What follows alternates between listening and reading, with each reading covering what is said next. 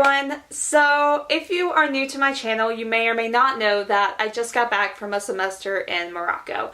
I studied abroad through my school, well actually through ISA or International Studies Abroad, and I went through my school because they worked through my school to go to Morocco. So one thing I really want to start doing on this channel is making more videos about the study abroad process in general. I've already made 2 videos about my time specifically in Morocco, and I can link those at the end if you want some more information on that. But this video is mainly for people who want to go abroad in general. So I'm making this video because I feel like a lot of people who are about to study abroad are given this sort of rose-tinted picture of what their life is going to be like while they are abroad. They're told that the country they're going to is the greatest country ever, or that it's going to be life-changing, or that they're going to have, the best semester of their life. And I'm not saying those things are not true. I certainly had a very life-changing experience while I was in Morocco, and it definitely was a really, really amazing semester. However, I am making this video to give people some of the realities that come with studying abroad. I think one thing everybody needs to remember is that study abroad is more than just a vacation to another country. It's a learning experience.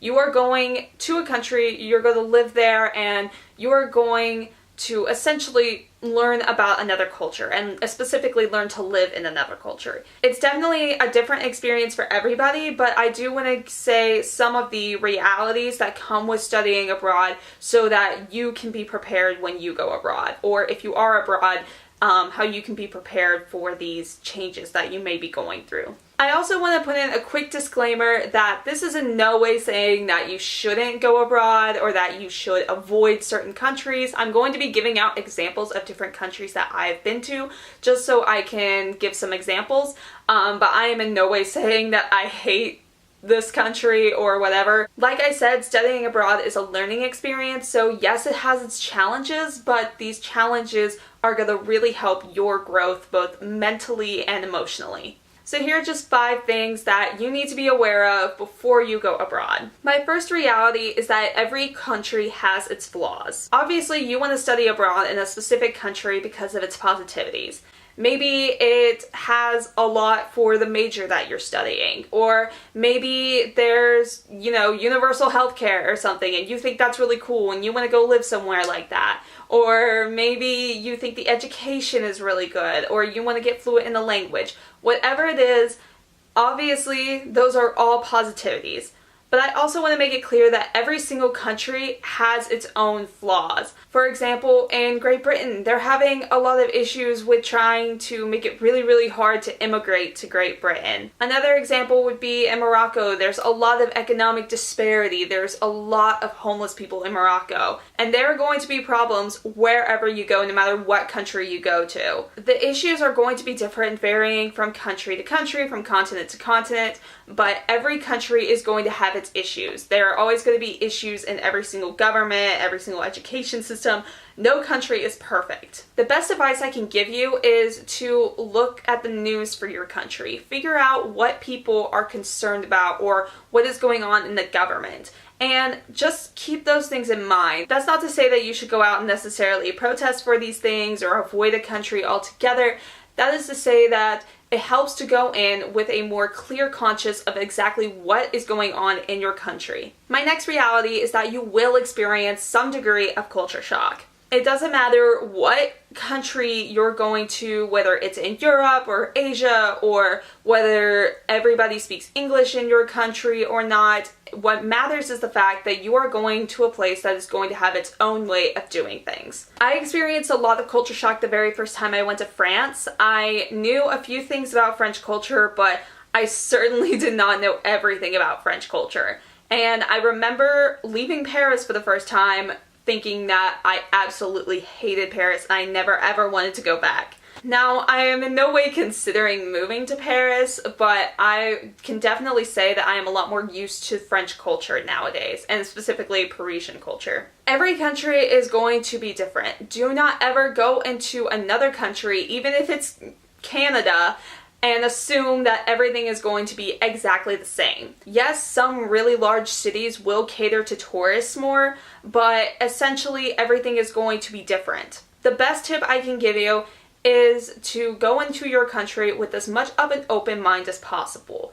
Do some research and just try your best to embrace each little change. Number 3 is that you will experience some anti-American attitudes towards you. I found this to be mainly an issue in Germany and France. It's not necessarily that everybody hates Americans in those places, but there can be some people who really do not like Americans. I can understand this because I certainly have met a lot of ignorant Americans who go to France or Germany and try to make everything exactly the way they want it, which is just not how you should travel to a foreign country. But you will have people look down on you because you are American. There really isn't anything you can do about this because no matter what, you cannot change where you were born or how you grew up.